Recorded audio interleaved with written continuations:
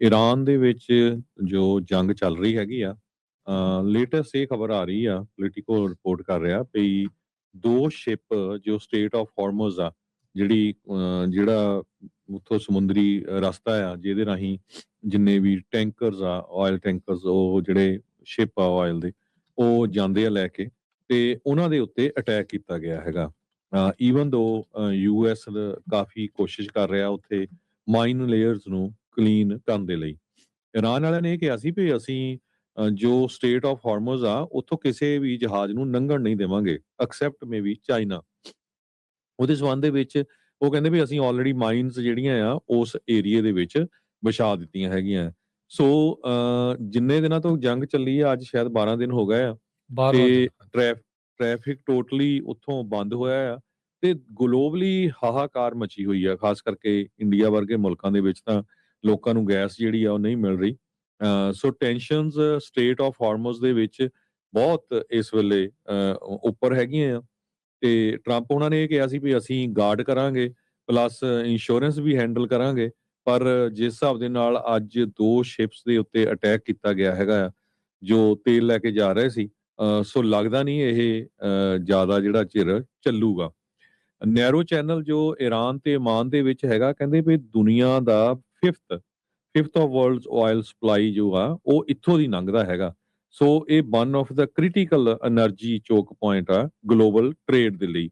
European ਜੋ ਮੁਲਕ ਹੈਗੇ ਆ, ਉਹ ਸ਼ਿਪਮੈਂਟ ਇਸੇ ਏਰੀਏ ਤੋਂ ਜਿਹੜੀ ਜਾਂਦੀ ਹੈਗੀ ਆ, ਉਹਦੇ ਉੱਤੇ ਬਹੁਤ ਡਿਪੈਂਡ ਕਰਦੇ ਹੈਗੇ ਆ। ਯੂਐਸ ਮੀਡੀਆ ਰਿਪੋਰਟਸ ਇਹ ਕਰ ਰਿਹਾ ਵੀ ਈਰਾਨ ਪੂਰੀ ਤਰ੍ਹਾਂ ਕੋਸ਼ਿਸ਼ ਕਰ ਰਿਹਾ ਵੀ ਨੇਵਲ ਮਾਈਨਸ ਨੂੰ ਉਸ ਏਰੀਏ ਦੇ ਵਿੱਚ ਲਾਉਣ ਦੇ ਲਈ। ਸੋ ਸਿਚੁਏਸ਼ਨ ਅੱਜ ਦੀ ਡੇਟ ਦੇ ਵਿੱਚ ਉੱਥੇ ਜੋ ਸਟੇਟ ਆਫ ਹਾਰਮਜ਼ ਆ, ਬਹੁਤ ਬੈਡ ਹੈਗੀ ਆ। ਸੋ 2 ਸ਼ਿਪ ਜੋ ਆ, ਉਹ ਆਲਰੇਡੀ ਉਹਨਾਂ ਦੇ ਉੱਤੇ ਅਟੈਕ ਕਰ ਦਿੱਤਾ ਗਿਆ ਹੈਗਾ ਜੀ।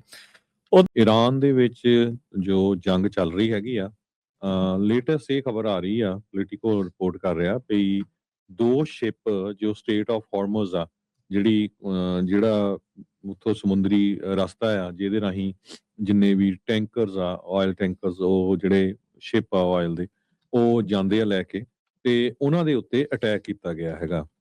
ਈਵਨ ਦੋ ਯੂਐਸ ਕਾਫੀ ਕੋਸ਼ਿਸ਼ ਕਰ ਰਿਹਾ ਉੱਥੇ ਮਾਈਨ ਲੇਅਰਸ ਨੂੰ ਕਲੀਨ ਕਰਨ ਦੇ ਲਈ। ਇਰਾਨ ਵਾਲਿਆਂ ਨੇ ਇਹ ਕਿਹਾ ਸੀ ਵੀ ਅਸੀਂ ਜੋ ਸਟੇਟ ਆਫ ਹਾਰਮਜ਼ ਆ, ਉੱਥੋਂ ਕਿਸੇ ਵੀ ਜਹਾਜ਼ ਨੂੰ ਲੰਘਣ ਨਹੀਂ ਦੇਵਾਂਗੇ, ਐਕਸੈਪਟ ਮੇਬੀ ਚਾਈਨਾ। ਉਹਦੇ ਸਬੰਧ ਦੇ ਵਿੱਚ ਉਹ ਕਹਿੰਦੇ ਵੀ ਅਸੀਂ ਆਲਰੇਡੀ ਮਾਈਨਸ ਜਿਹੜੀਆਂ ਆ ਉਸ ਏਰੀਏ ਦੇ ਵਿੱਚ ਵਿਛਾ ਦਿੱਤੀਆਂ ਹੈਗੀਆਂ। ਸੋ ਜਿੰਨੇ ਦਿਨਾਂ ਤੋਂ ਜੰਗ ਚੱਲੀ ਆ, ਅੱਜ ਸ਼ਾਇਦ 12 ਦਿਨ ਹੋ ਗਏ ਆ, 12ਵਾਂ ਤੇ ਦਿਨ ਟ੍ਰੈਫਿਕ ਟੋਟਲੀ ਉੱਥੋਂ ਬੰਦ ਹੋਇਆ ਆ, ਤੇ ਗਲੋਬਲੀ ਹਾਹਾਕਾਰ ਮਚੀ ਹੋਈ ਆ, ਖਾਸ ਕਰਕੇ ਇੰਡੀਆ ਵਰਗੇ ਮੁਲਕਾਂ ਦੇ ਵਿੱਚ ਤਾਂ ਲੋਕਾਂ ਨੂੰ ਗੈਸ ਜਿਹੜੀ ਆ ਉਹ ਨਹੀਂ ਮਿਲ ਰਹੀ। ਸੋ ਟੈਨਸ਼ਨਸ ਸਟੇਟ ਆਫ ਹਾਰਮਜ਼ ਦੇ ਵਿੱਚ ਬਹੁਤ ਇਸ ਵੇਲੇ ਉੱਪਰ ਹੈਗੀਆਂ ਆ, ਤੇ ਟਰੰਪ ਉਹਨਾਂ ਨੇ ਇਹ ਕਿਹਾ ਸੀ ਵੀ ਅਸੀਂ ਗਾਰਡ ਕਰਾਂਗੇ, ਪਲੱਸ ਇੰਸ਼ੋਰੈਂਸ ਵੀ ਹੈਂਡਲ ਕਰਾਂਗੇ।